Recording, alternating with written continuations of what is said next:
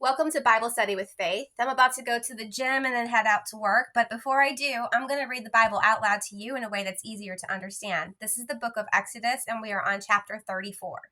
The Lord said to Moses, "Chisel out 2 stone tablets like the first ones, and I will write on them the words that were on the first tablet, which you broke. Be ready in the morning, and then come up on Mount Sinai. Present yourself to me there on top of the mountain. No one is to come with you or be seen anywhere on the mountain. Not even the flocks and herds may graze in front of the mountain." So Moses chiseled out 2 stone tablets like the first ones and went up Mount Sinai early in the morning, as the Lord had commanded him, and he carried the 2 stone tablets in his hands. Then the tablets came down in the cloud, and then the Lord came down in the cloud and stood there with him and proclaimed his name, the Lord. And he passed in front of Moses, proclaiming, the Lord, the compassionate and gracious God, slow to anger, abounding in love and faithfulness, maintaining love to thousands and forgiving wickedness, rebellion, and sin. Yet he does not leave the guilty unpunished. He punishes the children and their children for the sin of the parents to the 3rd and 4th generation. That's very important detail. We need to remember when we're dealing with generational curses that we're not always speaking of something that somebody else put on us. Yes, witchcraft is real. And yes, people do put curses on families. And they will tell their children and their children's children, and they will watch over a bloodline for generations. But what we're talking about right now in this instance is the fact that God himself will curse you and your family. Your children and your children's children will pay for your sins. So even though you don't get judged eternally till Judgment Day, which is when everybody is judged at once, you do carry your sins inside of your blood. Your bloodline, it's genetic. There's genetic curses that are passed down from generation to generation. Absolutely what scientists are re-explaining to you. It's not discovered. They are simply finding things that God created and then giving names to it as if they created it. But God created everything, including the genetic code, the DNA. And yes, there are codes written into our blood, into our genetics that are passed down that will leave us more open to things like poverty, depression, anxiety, certain diseases, plagues, and illnesses. They're passed down genetically for up to 4 generations. In the spiritual realm, you will hear the term chain breaking, because we are literally praying over families and breaking genetic codes. Moses bowed to the ground at once and worshipped. "Lord," he said, "if I have found favor in your eyes, then let the Lord go with us. Although this is a stiff-necked people, forgive our wickedness and our sin, and take us as your inheritance." Then the Lord said, "I am making a covenant with you.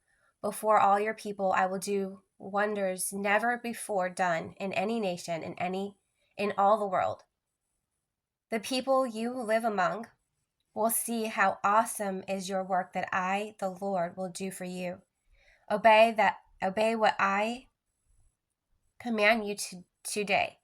I will drive out before you the Amorites, Canaanites, Hittites, Perizzites, Hivites, and Jebusites.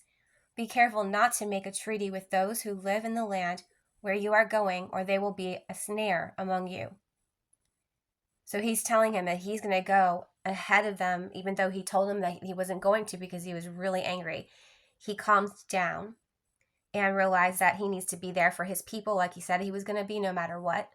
And he's telling him that he is going to drive out the Amorites, Canaanites, Hananites, Perizzites, Hivites, and Jebusites before their eyes, and for them to not have mercy on anybody, because anybody that they take under their wing will be a snare to them. They're not going to be real. They're going to always be like a spy and always plotting and scheming their revenge. Break down their altars, smash their sacred stories, and cut down their Asherah poles. Do not worship any other gods, for the Lord, whose name is jealous, is a jealous God. Be careful not to make a treaty with those who live in the land, for when they prostitute themselves to their gods and sacrifice to them, they will invite you, and you will eat their sacrifices. And when you choose some of their daughters as wives for your sons, and those daughters prostitute themselves to their gods, they will lead your sons to do the same. Do not make any idols. Celebrate the festival of unleavened bread. For 7 days eat bread made without yeast, as I commanded you. Do this at the appointed time in the month of Aviv, for in the month you came out of Egypt. The first spring of every womb belongs to me, including all the firstborn males of the livestock, whether from herd or flock. Redeem the firstborn donkey with a lamb. But if you do not redeem it, break its neck. Redeem all your father's sons. No one is to appear before me empty-handed. 6 days you shall labor, but on the 7th day you shall rest. Even during the plowing season and harvest you must rest. He's talking about the Sabbath. You guys got to remember, you got to have a Sabbath. Celebrate the festival of weeks with the first fruits of the wheat harvest and the festival of laughter. Ingathering. It was so off. The festival of ingathering at the turn of the year. 3 times a year, all your men are to appear before the sovereign Lord of God, the God of Israel. I will drive out your nations before you and enlarge your territory, and no one will covet your land when you go up 3 times each year to appear before the Lord your God. Do not offer the blood of a sacrifice to me along with anything containing yeast, and do not let any of the sacrifices from the Passover festival remain until morning. Bring the best of the first fruits of your soil to the house of the Lord your God. Do not cook a young goat in its mother's milk. Then the Lord said to Moses, write down these words, for in accordance with these words I have made a covenant with you and with Israel.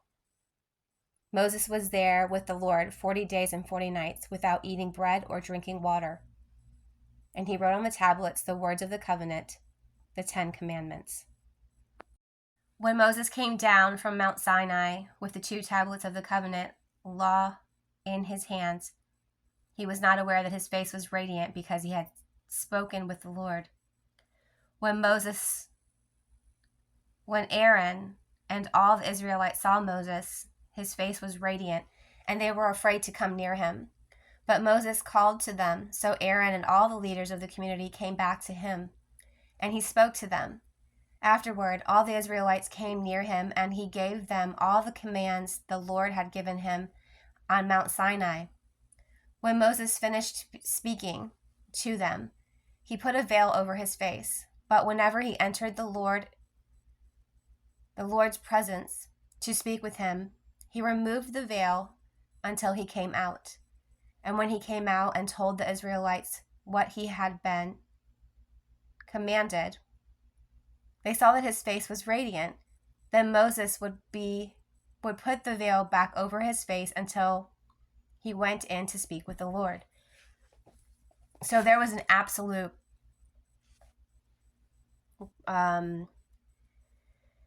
he was glowing, and his hair had already turned white from the first visit, and now his whole body, from spending 40 days without eating or drinking water or eating bread, and staying on top of the mountain alone with God, he came down with the tablets, the 10 commandments that we all know about, and he was glowing. And the people were afraid. And I believe that any of us would have been like, whoa, like, is it safe to be around you? Because it was like he was full of radiation.